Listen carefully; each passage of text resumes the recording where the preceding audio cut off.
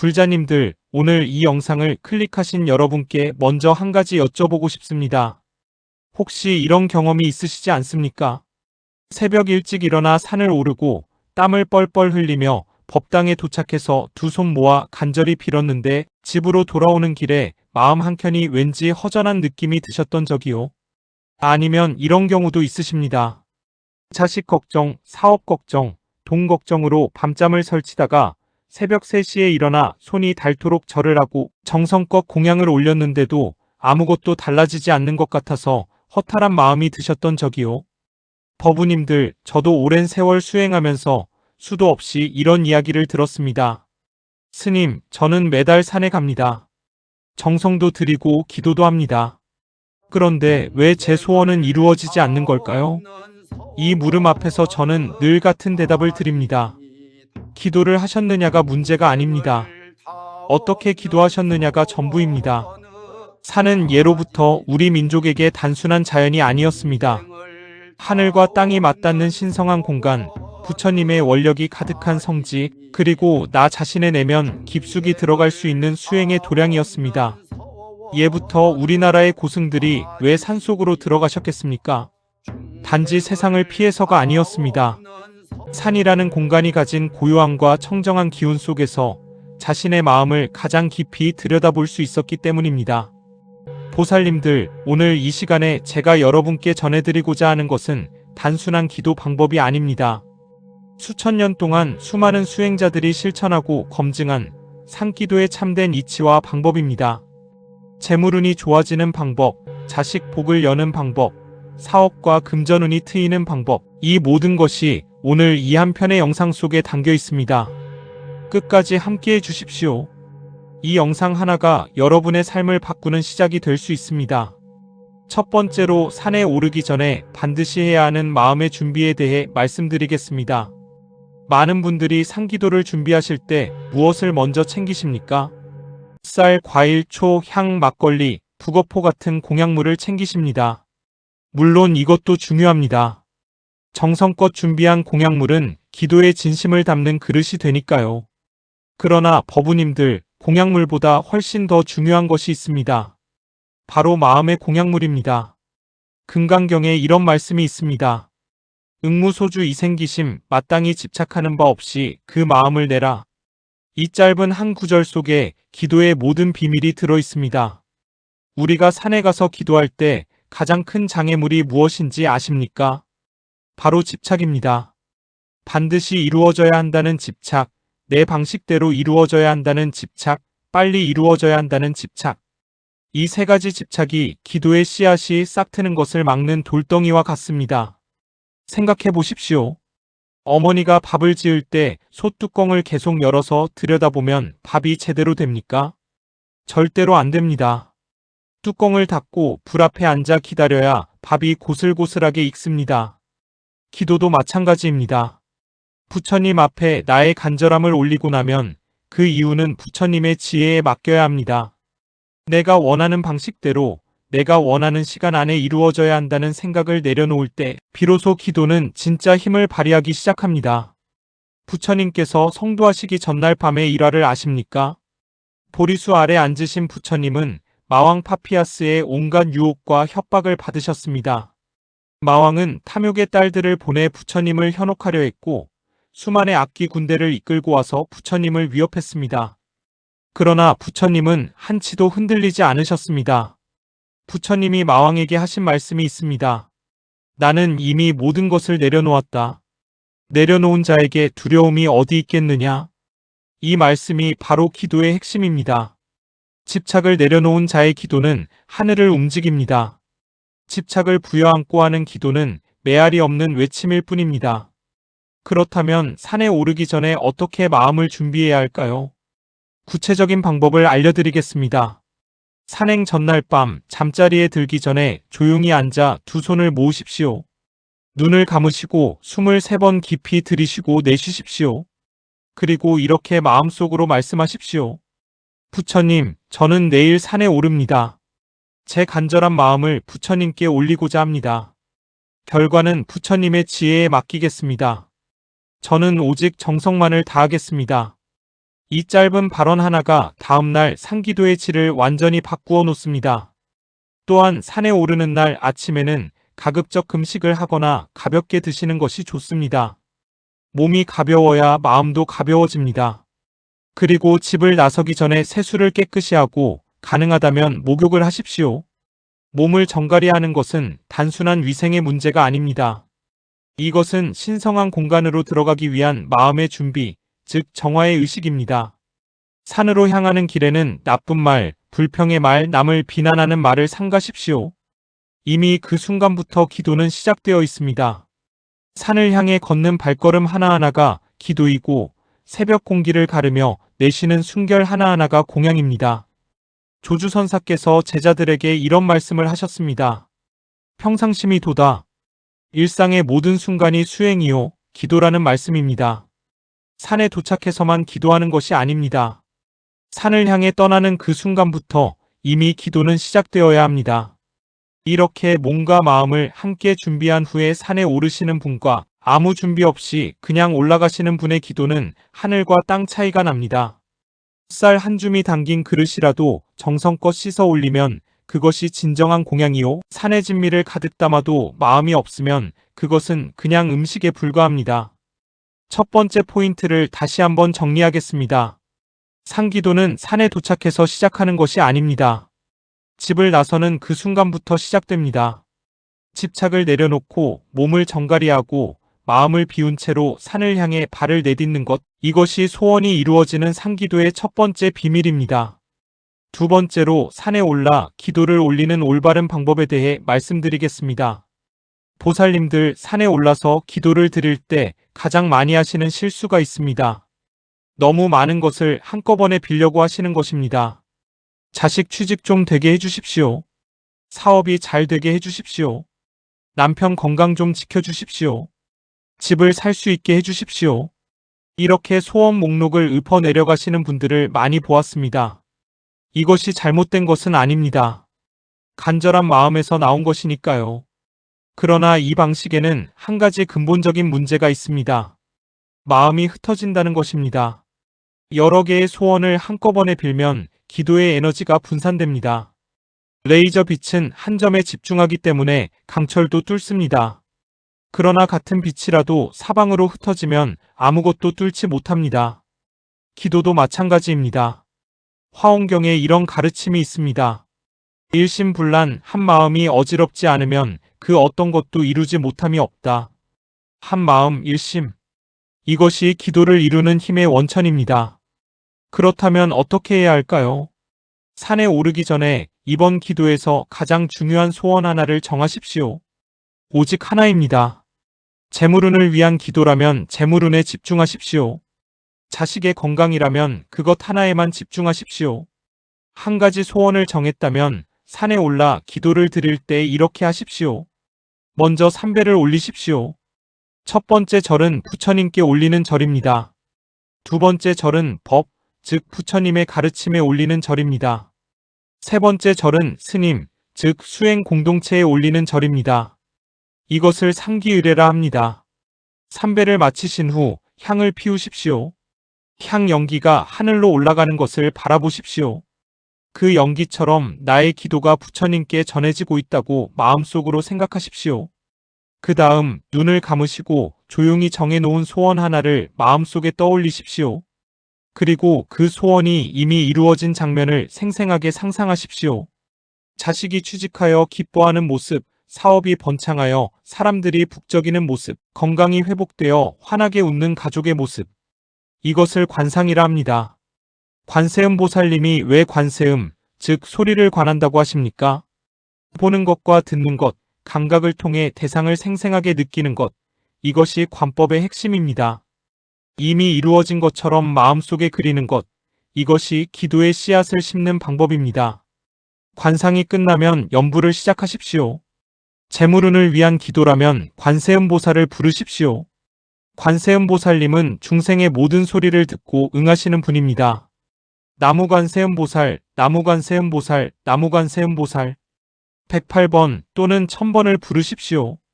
연부를 할 때는 숫자를 세는데 집착하지 마십시오.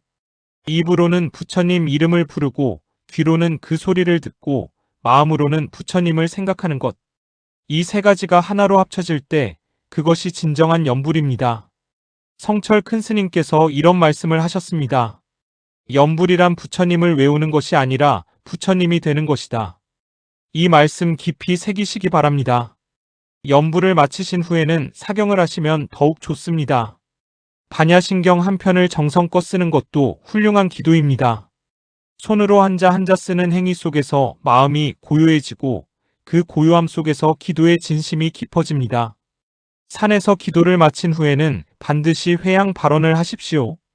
회양이란 내가 쌓은 공덕을 다른 존재들과 함께 나누겠다는 발언입니다. 제가 오늘 올린 이 기도의 공덕을 온 세상 모든 생명들과 함께 나눕니다. 모든 존재들이 행복하기를, 모든 존재들이 고통에서 벗어나기를 빕니다. 이 회양 발언이 왜 중요한지 아십니까? 욕심에서 나온 기도는 그 힘이 제한적입니다. 그러나 회양 발언을 통해 나의 기도가 나 하나를 위한 것에서 모든 존재를 위한 것으로 확장될 때 그 기도의 힘은 상상할 수 없을 정도로 커집니다. 큰 그릇에 더 많은 복이 담기는 법입니다. 이렇게 올린 상기도는 반드시 그 씨앗이 심어지고 때가 되면 꽃을 피우고 열매를 맺게 됩니다. 두 번째 포인트를 정리하겠습니다. 기도할 때는 소원 하나에 집중하고 삼배와 향 공양 관상과 염불, 그리고 회양 발언의 순서를 지키십시오. 이것이 상기도의 진정한 형식이자 힘입니다. 세 번째로 재물운과 금전운을 여는 상기도의 특별한 비밀을 말씀드리겠습니다. 법우님들, 재물에 대해 부처님은 어떻게 가르치셨을까요? 혹시 불교는 돈을 나쁘게 본다고 생각하시는 분이 계십니까? 그것은 큰 오해입니다. 부처님은 제가자들, 즉 세상 속에서 살아가는 우리 보통 사람들에게 재물의 중요성을 분명히 인정하셨습니다. 앙구타라 니카야라는 경전에 이런 말씀이 있습니다. 재물이란 부지런함으로 얻고 지혜로 지키며 보시로 늘린다. 세 가지입니다. 부지런함, 지혜, 보시. 이 세 가지가 재물운을 여는 부처님의 가르침입니다. 그런데 법우님들, 이 가르침을 상기도와 연결하면 어떻게 됩니까? 부지런함은 산을 오르는 행위 자체에 담겨 있습니다. 새벽에 일어나 산을 오르는 것, 이 자체가 부지런함의 공덕을 쌓는 것입니다. 지혜는 올바른 방법으로 기도하는 것입니다. 아까 말씀드린 대로 집착 없이 일심으로 기도하는 것이 지혜로운 기도입니다. 보시는 회양 발언을 통해 이루어집니다. 내 기도의 공덕을 다른 이들과 나누겠다는 발언, 이것이 기도 속의 보시입니다. 이 세 가지가 상기도 속에 모두 담겨 있습니다. 그러면 재물운을 위한 상기도에서 특별히 더하면 좋은 것들을 알려드리겠습니다. 첫째로 지장보살님께 기도하십시오. 지장보살님은 지하, 즉 땅 속에 머무시는 보살님입니다. 땅은 모든 재물의 근원입니다. 농부의 수확도 땅에서 오고 금은 보화도 땅 속에서 나옵니다. 산 역시 땅의 기운이 솟아오른 것입니다. 지장보살님께 기도할 때는 이렇게 발언하십시오. 나무 지장보살 마하살, 저의 가정에 풍요로운 복이 깃들기를 빕니다. 올바른 방법으로 재물을 얻고 얻은 재물을 지혜롭게 쓰는 복을 주시옵소서. 올바른 방법, 이 부분이 핵심입니다. 부처님의 가르침에서 재물을 얻는 올바른 방법이란 남에게 해를 끼치지 않고 성실하게 노력하여 얻는 것입니다. 이 정도로 마음이 바르지 않으면 기도를 해도 재물이 쉽게 들어오지 않고 들어와도 쉽게 빠져나갑니다. 둘째로 산에서 맑은 샘물이나 계곡물을 찾으십시오. 물을 떠서 부처님께 올리는 청수 공양을 하십시오. 물은 동서고금을 막론하고 청정과 풍요의 상징입니다. 맑은 물이 솟아나는 곳, 그곳이 바로 재물의 기운이 가득한 명당입니다. 청수를 올리면서 이렇게 기도하십시오. 이 맑은 물처럼 저의 가정에 깨끗하고 풍요로운 복이 흘러들어오게 하소서. 셋째로 쌀을 공양물로 꼭 챙기십시오. 쌀은 예로부터 재물과 풍요의 상징이었습니다. 백미 흰쌀 한 그릇을 정성껏 부처님 앞에 올리고 기도가 끝난 후에는 그 쌀을 가지고 내려와 집에 있는 쌀통에 넣으십시오. 기도의 공덕이 담긴 쌀을 집에 드리는 것, 이것이 재물운을 집 안으로 끌어들이는 방법입니다. 한 가지 중요한 이야기를 드리겠습니다. 옛날에 한 가난한 농부가 있었습니다. 이 농부는 매달 첫날 산에 올라 부처님께 기도를 올렸습니다. 그런데 이 농부의 기도 내용이 특이했습니다. 자기 자신을 위한 부자가 되게 해달라는 기도가 아니었습니다. 부처님, 우리 마을 사람들이 올해 풍년을 맞게 해주십시오. 이웃 노인이 병에서 낫게 해주십시오. 가난한 집 아이들이 배불리 먹게 해주십시오. 항상 남을 위한 기도만 했습니다. 몇 년이 지나자 이 농부의 땅에서만 유독 풍성한 수확이 났고 사업마다 잘 되어 마을에서 가장 넉넉한 사람이 되었습니다. 사람들이 물었습니다. 어찌하여 당신만 이렇게 복이 많습니까? 농부가 대답했습니다. 저는 남을 위해 빌었을 뿐입니다. 남의 복을 빌다 보니 제 복도 함께 커졌습니다. 이것이 불교의 보시 정신입니다. 주는 자가 더 많이 받습니다. 남의 복을 비는 자에게 더 큰 복이 돌아옵니다. 사업운을 위한 기도를 드리시는 분들께 특별히 드리는 말씀이 있습니다. 사업은 혼자 하는 것이 아닙니다. 직원, 거래처, 고객, 이 모든 인연들이 함께해야 사업이 됩니다. 그러니 사업운을 위한 기도를 할 때는 반드시 이 모든 인연들의 행복도 함께 발언하십시오. 저와 함께하는 모든 이들이 행복하고 건강하기를 빕니다. 저의 사업을 통해 많은 사람들에게 도움이 되기를 빕니다. 이런 마음으로 하는 사업이 오래가고 이런 마음으로 드리는 기도가 사업운을 진정으로 열어줍니다. 세 번째 포인트를 정리하겠습니다. 재물운과 금전운을 여는 상기도는 나만을 위한 기도가 아닌 남을 포함한 기도일 때 그 힘이 가장 강해집니다. 지장보살님께 청수 공양과 쌀 공양을 올리고 올바른 방법의 재물을 발언하며 함께하는 이들의 행복을 빌 때 재물의 문이 비로소 활짝 열립니다. 네 번째로 자식운과 가족복을 여는 상기도의 방법에 대해 말씀드리겠습니다. 보살님들, 이 세상에서 가장 간절한 기도가 무엇인지 아십니까? 자식을 위한 기도입니다. 내 몸이 아픈 것은 참아도 자식이 힘든 것은 못 참는 것이 부모 마음입니다. 자식이 취직이 안 된다. 결혼을 못 한다. 사업이 잘 안 된다. 건강이 좋지 않다. 이런 이야기를 들을 때마다 부모는 가슴이 칼로 도려내는 것 같이 아픕니다. 저도 오랜 세월 수많은 부모님들의 이런 고통을 함께 해왔습니다. 그분들의 눈물 어린 기도를 지켜봐 왔습니다. 그리고 그 기도들이 이루어지는 것도 이루어지지 않는 것도 보았습니다. 그 차이가 무엇인지 여러분께 말씀드리겠습니다. 이루어지는 기도와 이루어지지 않는 기도의 차이는 집착의 유무에 있었습니다. 자식을 위해 기도하되 자식이 내 뜻대로 살기를 바라는 마음을 내려놓은 부모의 기도가 이루어졌습니다. 자식의 행복을 원하되 내가 생각하는 방식의 행복이 아니라 자식 스스로 찾는 행복을 위해 기도한 부모의 소원이 응해졌습니다.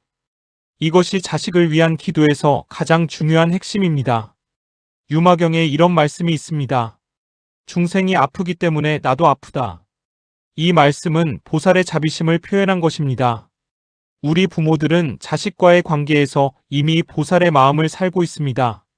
자식이 아프면 나도 아프고 자식이 기쁘면 나도 기쁜 것. 이것이 바로 자비의 마음입니다. 그런데 자비에는 한 가지 함정이 있습니다. 집착하는 자비는 진정한 자비가 아닙니다. 내가 원하는 대로 자식이 살기를 바라는 것은 자식을 사랑하는 것이 아니라 자식에게 집착하는 것입니다. 진정한 자식 사랑은 자식 스스로의 길을 걷도록 지지하고 응원하는 것입니다. 이런 마음으로 드리는 자식 기도는 하늘이 감동합니다. 자식을 위한 상기도에서 특별히 관세음보살님께 기도하십시오. 관세음보살님은 어머니의 마음을 가진 보살님입니다. 세상 모든 어머니의 눈물을 다 아시는 분입니다. 관세음보살님께 기도할 때는 이렇게 발언하십시오. 나무 관세음보살, 저의 자식 아무개가 자신만의 빛나는 길을 찾기를 빕니다. 건강하고 지혜롭게 스스로 행복을 만들어가는 사람이 되기를 빕니다. 부모로서 자식의 길을 방해하지 않고 지지할 수 있는 지혜를 저에게 주시옵소서. 마지막 문장에 주목하십시오. 자식에게 필요한 것만 빌지 말고 부모인 나에게 필요한 지혜도 함께 비는 것입니다. 자식 문제의 절반은 사실 부모 문제인 경우가 많습니다. 자식이 변화되기를 바라기 전에 부모인 내가 먼저 변화될 수 있기를 비는 것. 이것이 가장 지혜로운 자식 기도입니다. 자식을 위한 기도에서 또 하나 중요한 것이 있습니다. 바로 자식의 업을 대신 갚아주겠다는 발언입니다. 이것을 대신 수고 발언이라고도 합니다. 제 자식이 겪어야 할 어려움이 있다면 그 일부를 제가 대신 감당할 수 있기를 빕니다. 이 발언을 하면서 108배를 올리십시오. 108번 절을 하면서 땀을 흘리는 것, 이것이 바로 자식을 위한 대신 수고입니다. 땀 한 방울에 자식의 고통 하나가 녹아 없어진다고 생각하며 절을 하십시오. 허리가 아파도 무릎이 시려도 그 고통이 크면 클수록 자식에게 가는 공덕도 커집니다. 실제로 이런 이야기가 있습니다. 한 어머니가 아들의 사업 실패로 극심한 고통을 겪었습니다. 빚더미에 앉아 삶의 의욕을 잃어가는 아들을 보며 이 어머니는 매주 산에 올랐습니다. 올라가서 108배를 하고 내려왔습니다. 무릎이 다 닳도록, 손이 다 굳도록 절을 했습니다. 그런데 이 어머니는 기도 중에 한 번도 아들이 빨리 성공하게 해달라는 말을 하지 않았습니다. 오직 이 말만 했습니다. 아들이 이 어려움을 통해 더 단단한 사람이 되기를 빕니다. 넘어지고 일어서는 법을 배우기를 빕니다. 3년이 지났습니다. 그 아들은 실패의 경험을 발판 삼아 다시 일어섰고 그 이전보다 훨씬 더 탄탄한 사업을 일구었습니다. 아들은 나중에 말했습니다. 내가 가장 힘들 때 어머니의 기도가 나를 살렸습니다. 이것이 자식을 위한 참된 기도의 힘입니다. 빨리 이루어지기를 바라는 조급한 기도가 아니라 자식의 성장을 믿고 기다리는 인내의 기도. 이것이 진정으로 자식 운을 여는 기도입니다. 가족 복을 위한 기도에서도 마찬가지 원리가 적용됩니다. 가족 중 누군가와 갈등이 있다면 그 사람을 비난하거나 그 사람이 변하기를 바라는 기도를 드리지 마십시오. 대신 이렇게 기도하십시오. 저와 저의 가족 모두가 서로를 이해하고 사랑하는 지혜를 주시옵소서. 우리 가족이 하나의 든든한 뿌리가 되기를 빕니다. 가족은 전생에서부터 인연이 맺어진 깊은 관계입니다. 불교에서는 가족 관계를 인연 중 가장 깊은 인연으로 봅니다. 그 깊은 인연이 갈등으로 나타날 때는 그것 또한 서로를 더 깊이 이해하고 성장하기 위한 과정입니다. 갈등 속에서도 인연의 소중함을 잊지 않고 상대를 위해 기도하는 마음. 이것이 가족 복을 여는 가장 강력한 열쇠입니다. 네 번째 포인트를 정리하겠습니다. 자식 운과 가족 복을 여는 기도는 내 뜻대로 이루어지기를 바라는 집착의 기도가 아닙니다. 자식 스스로의 성장을 믿고 응원하며 부모인 내가 먼저 지혜로워지기를 비는 기도. 108배를 통해 몸으로 공덕을 쌓고 온 가족의 행복을 발언할 때 가족 복의 문이 열립니다. 법우님들, 보살님들, 오늘 이 시간 함께 나눈 가르침을 마음속에 깊이 새겨주시기 바랍니다. 첫 번째, 상기도는 집을 나서는 순간부터 시작됩니다. 집착을 내려놓고 몸을 정갈이하며 마음을 비운 채 출발하는 것이 모든 기도의 첫걸음입니다. 두 번째, 산에서의 기도는 소원 하나에 집중하고 삼배와 향공양 관상과 염불, 그리고 회양 발언의 순서로 드리십시오. 일심불란, 흩어지지 않는 한마음이 기도의 힘입니다. 세 번째, 재물운과 금전운은 나만을 위한 기도가 아니라 남을 함께 위하는 기도에서 열립니다. 지장보살님께 청수와 쌀을 올리고 올바른 방법의 재물을 발언하며 함께하는 이들의 행복을 비십시오. 네 번째, 자식 운과 가족 복은 집착 없는 믿음의 기도에서 비롯됩니다. 자식 스스로의 길을 응원하고 부모인 내가 먼저 지혜로워지기를 빌며 108배로 몸의 공덕을 쌓으십시오. 불자님들, 상기도는 특별한 사람만이 할 수 있는 것이 아닙니다. 간절한 마음이 있는 사람이라면 누구나 할 수 있습니다. 그러나 간절함이 집착이 되지 않도록, 정성이 욕심이 되지 않도록 늘 마음을 살피십시오. 부처님은 우리 모두의 소원을 이미 들으셨습니다. 문제는 그 응답이 내가 원하는 방식과 시간으로 오지 않을 수 있다는 것입니다. 그러나 진정한 기도는 반드시 응답받습니다. 씨앗을 심었으면 기다리십시오. 물을 주었으면 믿으십시오. 그 씨앗이 언제 어떤 꽃을 피울지는 부처님의 지혜에 맡기십시오.